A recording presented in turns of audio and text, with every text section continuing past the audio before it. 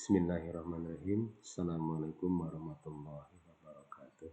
Innal hamdalillah nahmaduhu wa nasta'inu wa nastaghfiruh wa na'udzu billahi min syururi anfusina wa min sayyiati a'malina. May yahdihillahu fala mudilla lahu wa may yudlil fala hadiya lahu. Asyhadu an la ilaha illallah wahdahu la syarika lah.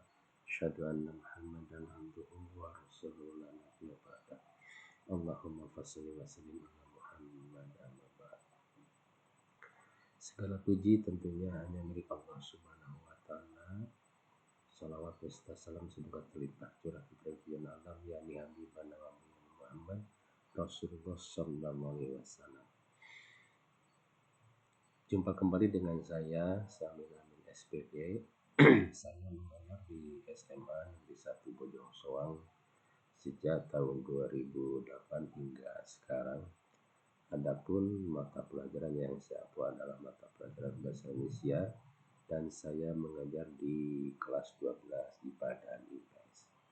Materi hari ini yaitu mengenai informasi dalam teks editorial. Kita ketahui bahwa yang dimaksud dengan teks editorial itu adalah artikel utama yang ditulis oleh redaktur koran yang merupakan pandangan redaksi terhadap suatu peristiwa atau berita aktual atau yang sedang menjadi sorotan, fenomenal dan kontroversial dalam artian menimbulkan perdebatan, perbedaan pendapat. Teks editorial disebut juga tadi kurang sana. Nah, teks editorial dapat diasumsikan sebagai sikap institusi media massa terhadap peristiwa yang dibahas. Adapun informasi yang terdapat di dalam teks editorial itu secara global terbagi dua, yaitu ada informasi berupa fakta, juga ada informasi berupa opini. Fakta adalah keadaan atau peristiwa yang merupakan kenyataan atau sesuatu yang benar-benar terjadi. Dengan kata lain, fakta merupakan potret tentang keadaan atau peristiwa. Oleh karena itu, fakta sulit dibantahkan karena dapat dilihat, didengar, atau diketahui oleh banyak pihak. Namun, fakta bisa saja berubah jika ditemukan fakta baru yang lebih jelas dan akurat. Nah, sementara yang dimaksud dengan informasi opini ini masih bisa terbantahkan dalam artian kebenarannya masih diragukan. Dengan kata lain, simpelnya adalah fakta pernyataan yang kebenarannya tidak diragukan lagi. Nah, sementara kalau opini adalah pernyataan yang kebenarannya masih diragukan. Nah, adapun kaitan dengan masalah opini atau pendapat ini dapat dibagi menjadi beberapa hal. Yang pertama yang berkaitan dengan adalah kritik.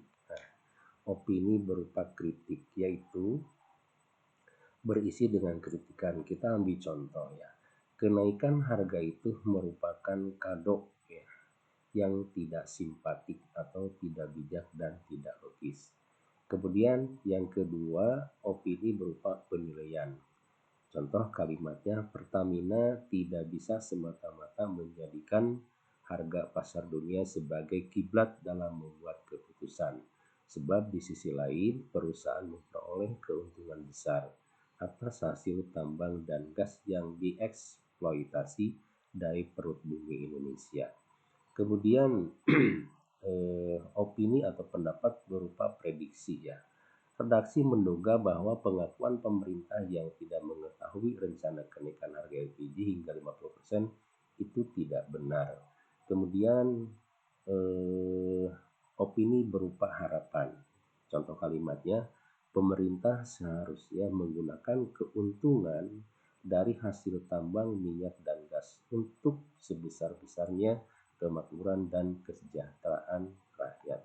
Dan terakhir, opini berupa saran ya. Kita ambil contoh kalimatnya, caranya dengan mengambil atau menyisihkan sepersekian persen keuntungan untuk mensubsidi kebutuhan bahan bakar kalangan masyarakat menengah ke bawah.